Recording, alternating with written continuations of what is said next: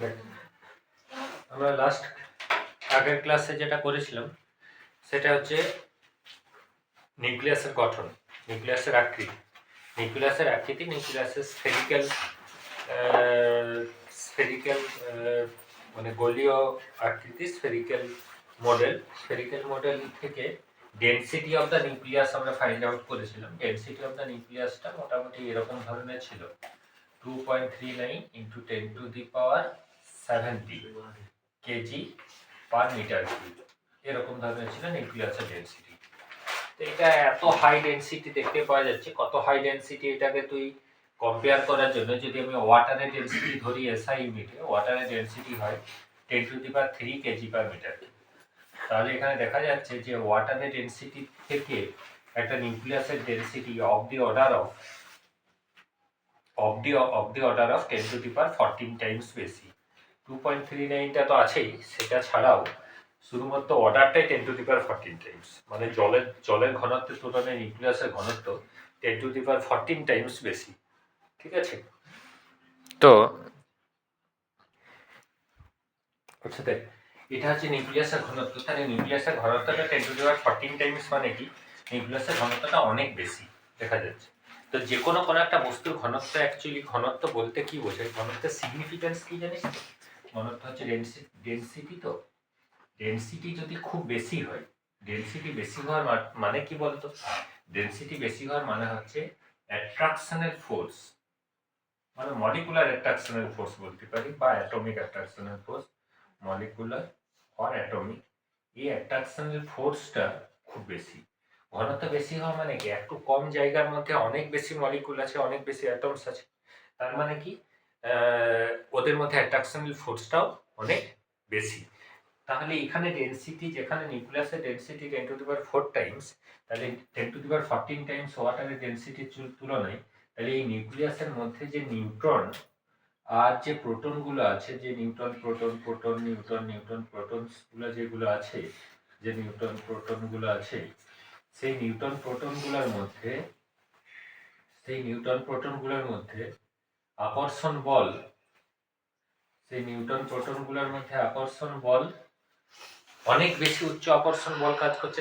তার জন্য কি হচ্ছে, যে এদের মধ্যে কোনো গ্যাপই নেই, এদের মধ্যে কোনো গ্যাপ নেই, এত এত ক্লোজ আছে, এত কাছাকাছি আছে যে এদের ঘনত্বটা এতই বেশি। এবং একটা অ্যাটমের ভরে 99.9% ভর এই নিউক্লিয়াসে থাকে। একটা পরমাণুর ভরে 99.9% ভর শুধুমাত্র নিউক্লিয়াসটার মধ্যে আছে। যেটা বলছিল যে একটা নিউক্লিয়াসের ভরের, মানে একটা পরমাণুর ভরের 99% ভর হচ্ছে নিউক্লিয়াসের মধ্যে আছে। তাই নিউক্লিয়াসের অবভিয়াসলি ঘনত্বটা খুব বেশি, মানে কি এই নিউক্লিয়াসের মধ্যে যে পার্টিকেলস গুলো আছে, যেগুলোকে নিউক্লিয়স বলে, নিউট্রন হোক প্রোটন হোক, তাদের মধ্যে খুব উচ্চ আকর্ষণ বল কাজ করে। এবং এই আকর্ষণ বলটাকে কি বল বলা হয়? নিউক্লিয়ার। এই আকর্ষণ বলটাকে বলা হয় নিউক্লিয়ার ফোর্স। এবং এদের মধ্যে যে এনার্জিটা কাজ করে, সেই এনার্জিটা বলা হয় নিউক্লিয়ার বাইন্ডিং এনার্জি বা শক্তি, শুধুমাত্র এনার্জি, যা হোক বলবে, নিউক্লিয়ার এনার্জি, বাইন্ডিং এনার্জি, যাই হোক। কিন্তু এখন প্রশ্নটা হচ্ছে যে এই নিউক্লিয়ার বাইন্ডিং এনার্জি উৎসটা কোথায়? এই নিউক্লিয়ার বাইন্ডিং এনার্জির সোর্সটা কি? তো আমাদের এনার্জি কনজারভেশন রুল বলে কি, যে শক্তি একটা শক্তির থেকে অন্য শক্তিতে রূপান্তরিত হয়। একটা এনার্জি একটা অন্য এনার্জিতে রূপান্তরিত হতে পারে। Energy cannot be create, cannot be destroyed, সৃষ্টি বা ধ্বংস হয় না। কিন্তু নিউক্লিয়ারের বাইন্ডিং এনার্জিটা এতটা পরিমাণ বেশি, এত উচ্চ পরিমাণ শক্তি কোন এনার্জির থেকে পাওয়া যেতে পারে? তো দেখা গেছে কি, যে এরকম ধরনের কোনো এনার্জির এক্সিস্টেন্স নেই যে এনার্জিটা এত উচ্চ পরিমাণ এনার্জিতে রূপান্তরিত হতে পারে। তো এখানে দেখা গেছে যে নিউক্লিয়ার বাইন্ডিং এনার্জির উৎসটা কোনো এনার্জির রিফরমেশন নয়, একটা এনার্জি ট্রান্সফরমেশন নয়, একটা এনার্জির থেকে আর একটা এনার্জি রিফর্ম হয়েছে সেরকম ধরনের নয়। এখানে বাইন্ডিং এনার্জির উৎসটা হচ্ছে ভর। প্রথম বিজ্ঞানীরা বলেছিল যে শক্তির নিত্যতা সূত্র, তারপর সেখানে ছিল ভরের নিত্যতা সূত্রও ছিল, যে ভর অবিনশ্বর, ভর সৃষ্টি বা ধ্বংস করা যায় না, ভর সবসময় একই থাকে, শক্তি অবিনশ্বর, শক্তি সৃষ্টি বা ধ্বংস করা যাবে, শক্তি এক রূপ থেকে অন্য রূপে পরিবর্তিত হয়। তার পরবর্তী সমতে আইনস্টাইন বলেছে ভর ও শক্তি নিত্যতা সূত্র। তার মানে কি, যে ভর শক্তিতে এবং শক্তি ভরে রূপান্তরিত হতে পারে, এম ভর ই শক্তি এবং ই শক্তি এম ভরে রূপান্তরিত হতে পারে। এই কনসেপ্টটাই, এই ধারণাটাই হচ্ছে এখানে এই ভরটা শক্তিতে রূপান্তরিত হয় নিউক্লিয় বন্ধন শক্তির ক্ষেত্রে। কিরকম ভাবে নিউক্লিয় বন্ধন শক্তিতে ভরটা শক্তিতে রূপান্তরিত হয় সেটা আলোচনা করার আগে, যে এইখানে এই যে ভরটা শক্তিতে কতটা পরিমাণ শক্তি তৈরি করতে পারে সেটা আমরা আগে দেখব। তো আমরা যে কোনো একটা পরমাণু বা মলিকুলের ভর মাপার জন্য একটা খুব ক্ষুদ্র পরিমাপ একক ব্যবহার করা হয়। সেই ক্ষুদ্র পরিমাপ এককটার নাম হচ্ছে এএমইউ। বুঝতে পারছিস? এএমইউ এর পুরো নাম হচ্ছে, এটা জানিস, এএমইউ এর পুরো নাম হচ্ছে atomic mass unit. Atomic mass unit, ঠিক আছে? তো এই অ্যাটমিক মাস ইউনিটটা কি? একটা কার্বন পরমাণুর ভরের 1/12 এক অংশ, বা একটা অক্সিজেন পরমাণুর ভরে একটা 16 এক অংশ, বা একটা নাইট্রোজেন পরমাণুর ভরে একটা 14 এক অংশকে বলা হয় 180। ঠিক আছে? তো বলে একটা কার্বন পরমাণু মানে 12 গ্রাম 6.023 × 10⁻23 এই সংখ্যক কার্বন পরমাণুর ভর কত? 12 গ্রাম, তাই তো? তাই একটা কার্বন পরমাণুর ভর কত? 6.023, সরি 12 ডিভাইডেড বাই 6.023 × 10⁻20। তাহলে এর 1/12 অংশ, তাহলে 1 AMU সমান কি হচ্ছে? 1 AMU সমান হচ্ছে 1/12 × 12 ডিভাইডেড বাই 6.023 × 10⁻23। তাহলে 12 আর 12 কেটে গেল, তার মানে এটা কি হলো? 1 ডিভাইডেড বাই 6.023 × 10⁻23। তো এটা পরিমাপ করলে দেখা গেছে কি, এটা মোটামুটি ভাবে এটার মানটা কাছাকাছি হয় 1.67 × 10⁻27 হয়, বুঝলি? -27 কেজি এককে। তো এটা হচ্ছে 1 AMU ভর। 1 AMU ভর সমান হচ্ছে 6.67 × 10⁻27। তো এই পরিমাণ ভরটা, এত ক্ষুদ্র পরিমাণ ভর, এই পরিমাণ ভরটা যদি শক্তিতে রূপান্তরিত হয় তখন কি পরিমাণ শক্তি পাওয়া যায়? এই পরিমাণ ভরটা যদি শক্তিতে রূপান্তরিত হয় তখন কি পরিমাণ শক্তি পাওয়া যায়? সেটা হচ্ছে যে এই E is equal to m এর জায়গায় 1.67 × 10⁻23 mc² 3 × 10⁸ তার হোল স্কয়ার। ঠিক আছে? তো এটাকে যদি আমি ক্যালকুলেট করি না, এটা ক্যালকুলেট করলে হয়, এটা তো জুল একক, এটা জুল এককে। তো এটাকে যদি আমি ইলেকট্রন ভোল্টে কনভার্ট করি, ইলেকট্রন ভোল্ট আর জুলের মধ্যে সম্পর্কটা হচ্ছে 1 eV সমান হচ্ছে 1.6 × 10⁻⁻19 জুল। এটা হচ্ছে ইলেকট্রন ভোল্ট আর জুলের মধ্যে সম্পর্ক। তো এই এত জুলকে যদি আমি ইলেকট্রন ভোল্টে কনভার্ট করি তাহলে এটা নিয়ার অ্যাবাউট হয় 931.6 এর মতো হয় mega electron volt. Mega electron volt মানে কি? 1 মেগা ইলেকট্রন ভোল্ট মানে কি? 10⁻6 ইলেকট্রন ভোল্ট। এটা হচ্ছে মেগা ইলেকট্রন ভোল্টের সম্পর্ক। তাহলে কি দাঁড়ালো জিনিসটা? যে 1 অ্যাটমিক মাস ইউনিট যদি ভ্যানিশ হয়, মানে এই পুরো ভরটা যদি শক্তিতে রূপান্তরিত হয় তাহলে কতটা শক্তি পাওয়া যেতে পারে? 931 মেগা ইলেকট্রন ভোল্ট। এত মানে লার্জ স্কেলে একটা এনার্জি প্রডিউস করতে পারে মাত্র মানে 1 AMU, একটা কার্বন পরমাণুর ভরের 1/12 এক ভাগ। ঠিক আছে? তাহলে যে কোনো একটা ফাইনাইট মাস, একটা নির্দিষ্ট পরিমাণ ভর যদি শক্তিতে রূপান্তরিত হয় তাহলে কতটা পরিমাণ শক্তি পাওয়া যেতে পারে? প্রচুর পরিমাণ শক্তি পাওয়া যেতে পারে। তো এই যে ভরটা শক্তিতে রূপান্তরিত হচ্ছে, এই শক্তিটাই হচ্ছে উৎস নিউক্লিয় বন্ধন শক্তির। কিরকম ভাবে নিউক্লিয় বন্ধন শক্তির এটা উৎস দেয়? নিউক্লিয়াসের ছবিটা মুছে দিলাম, দেখ কিরকম ভাবে শক্তিটা উৎস দেয়। অনেকটা মানে কনসেপ্টটা হচ্ছে এরকম, যে মনে কর একটা নিউক্লিয়াস, এটা মনে কর একটা নিউক্লিয়াস, এটা একটা নিউক্লিয়াস। এই নিউক্লিয়াসের মধ্যে যে নিউটন প্রোটনস গুলো আছে, এরকম ভাবে Newton proton Newton proton proton Newton neutron proton এরকম ভাবে নিউট্রন প্রোটন আছে, ঠিক আছে। তো এই নিউট্রন প্রোটনগুলো সম্মিলিত যা ভর, এই নিউক্লিয়াসের ভরটা তাই হওয়া উচিত, তাই তো। তার মানে হচ্ছে সাপোজ মনে করে এটা এই কালো পেনটা, এই নীল পেনটা, এই লাল পেনটা, এই তিনটের ভর আমি পরিমাপ করলাম। সাপোজ এইটার মাপলাম আমি 5 গ্রাম, এটার মাপলাম আমি 6 গ্রাম, আর এটার মাপলাম আমি 3 গ্রাম। তাহলে কত হলো 5 + 6 + 3 মানে 14 গ্রাম। 14 গ্রাম হওয়ার কথা। এবারে কি করলাম, সাপোজ মনে করে এটাকে আমি গলিয়ে দিলাম, এটা গলিয়ে পরে একটা প্লাস্টিকের ডাব হয়ে গেল, তাহলে তো হয়ে গেল। তো এই প্লাস্টিকের ডাবটা যদি আমি ওজন করি তাহলে কত গ্রাম পাওয়া উচিত? যদি শুধুমাত্র প্লাস্টিকই ছিল এটা, তাহলে প্লাস্টিকটা গলানোর পরও একটাই যখন হয়ে গেল, তখনও সেক্ষেত্রে ভরটা 14ই পাওয়া উচিত, তাই তো। কিন্তু দেখা যাচ্ছে এরা যখন সম্মিলিত হয়ে একটা ডাব হয়ে গেছে, তখন কিন্তু আর 14 নেই, দেখা যাচ্ছে কত 13.5, 13.5। কিন্তু এরা যখন আলাদা আলাদা অবস্থায় ছিল তখন দেখা যাচ্ছিল কত 14।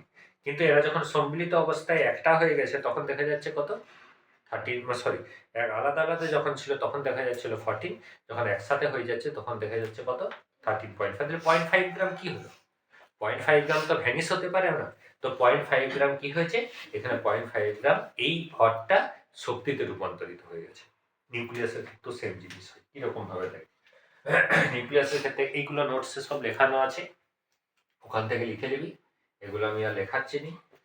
তো এখানে দেখ এটা কিরকম ভাবে শক্তিতে রূপান্তরিত হচ্ছে। দেখ যে এখানে মনে কর আমি ধরে নিচ্ছি একটা নিউক্লিয়াসকে আমি রিপ্রেজেন্ট করছি, বা একটা নিউক্লিয়াসকে আমি বোঝাচ্ছি এরকম ভাবে। একটা নিউক্লিয়াসকে বোঝাচ্ছি, সাপোজ মনে কর এক্স, এটা পারমাণবিক সংখ্যা জেড আর ভর সংখ্যা এ। তাহলে নাম্বার অফ প্রোটন কত? নাম্বার অফ প্রোটন কত? জেড। নাম্বার অফ নিউটন কত? নাম্বার অফ নিউটন কত? এ মাইনাস জেড। কোনো ডাউট নেই।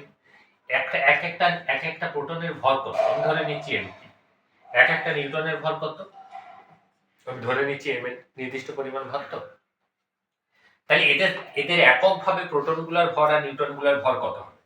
Z into MP plus A minus Z into M N, এটা হওয়ার কথা। এবারে কি করছে এরা? কম্বাইন ফর্ম করে, এটা কি ফর্ম করেছে? এরা কম্বিনেশন হয়ে করে কি ফর্ম করেছে? এরা কম্বিনেশন ফর্ম করে নিউক্লিয়াস ফর্ম করেছে। এবং এর ভরটা কত? মাস অফ নিউক্লিয়াস এটা। তো দেখা যাচ্ছে কি এদের সম্মিলিত প্রোটন আর নিউট্রন গুলা যা ভর, এইটা যা ভর, আর নিউক্লিয়াসের যা ভর, মাস অফ নিউক্লিয়াস যা, এই দুটোর মধ্যে কি আছে বলতো? এই দুটোর মধ্যে কি আছে? একটা পার্থক্য আছে। এই দুটোর মধ্যে একটা কি আছে? ডিফারেন্স আছে। এই পার্থক্যটা কি হচ্ছে? শক্তিতে রূপান্তরিত হচ্ছে। তাহলে এই পার্থক্যটা যখন শক্তিতে রূপান্তরিত হচ্ছে তখন কতটা পরিমাণ শক্তি উৎপন্ন করছে? Delta M into C square. M C square is equal to M C square. এই ফর্মুলাটাই তো প্রয়োগ করেছি, এম সি স্কোয়ার। তাহলে এইখানে দেখ এখানে কতটা পরিমাণ শক্তি উৎপন্ন হবে? Z into MP plus A minus Z into M N minus mass of nucleus into C square. এই পরিমাণ শক্তি পাওয়া যাবে। যদি আমি এই যে ডেল্টা এমটা, এইটাকে কি বলা হয় বলতে? এটাকে বলা হয় মাস ডিফেক্ট। মাস ডিফেক্টের বাংলা হচ্ছে ভর ত্রুটি। ভর ত্রুটি মানে কি? যে প্রোটন আর নিউট্রন গুলো যা ভর হওয়া উচিত, প্রোটন আর নিউট্রন গুলো সম্মিলিত অবস্থায় নিউক্লিয়াসের ভর সেটা পাওয়া যাচ্ছে। এটাই হচ্ছে মানে ভর ত্রুটি। এবং যে ভর ত্রুটিটা হচ্ছে, যে ভরের পার্থক্যটা হচ্ছে, এই ভরটা শক্তিতে রূপান্তরিত হচ্ছে। তো কতটা শক্তি উৎপন্ন করছে? এতটা পরিমাণ শক্তি উৎপন্ন করছে। তো এটাকে যদি আমি ক্যালকুলেট করি, Z into MP plus A minus Z into mn minus mass of nucleus into কি হবে?